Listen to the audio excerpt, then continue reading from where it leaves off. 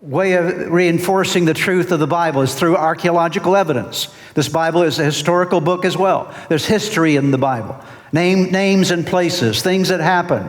And so archaeologists have often gone back to study ancient archaeological sites to determine, is the Bible accurate? Is the Bible true? Did the things that happen in the Bible happen where they said they happened and with the people they said that they happened with? And so you'll find over and over again, you do your own search, but you'll find so many examples of archaeological evidence that reinforce the history, the accuracy of the history of the Bible. Places like Jericho, where they discovered walls that had actually fallen down in a city that had burned with fire. You find in the northern part of Israel and Tel Dan inscriptions about King David. You find in Caesarea information about or an inscription related to Pontius Pilate. We could go on and on about all these various things that prove the reality of the truthfulness of Scripture. We also know the Bible is true because above and beyond any other ancient book, we have more manuscripts dating back in history to this book than any other book in history. And they are the same in nature, maybe a slight error here and there with an I dotted or a T crossed, if you will, but basically the same manuscripts. In 1947, something quite interesting happened.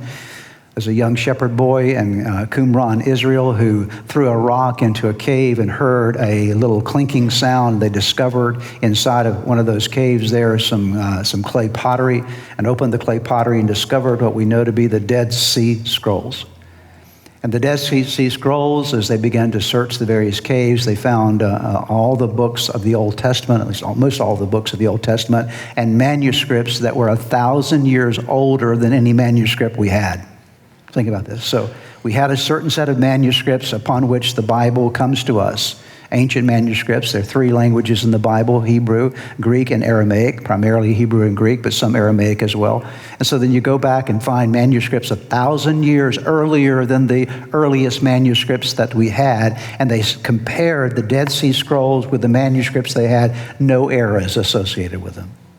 Incredible. That gives you a sense of reliability. How about the prophecies of Scripture? Hundreds of prophecies that have been fulfilled in the Bible.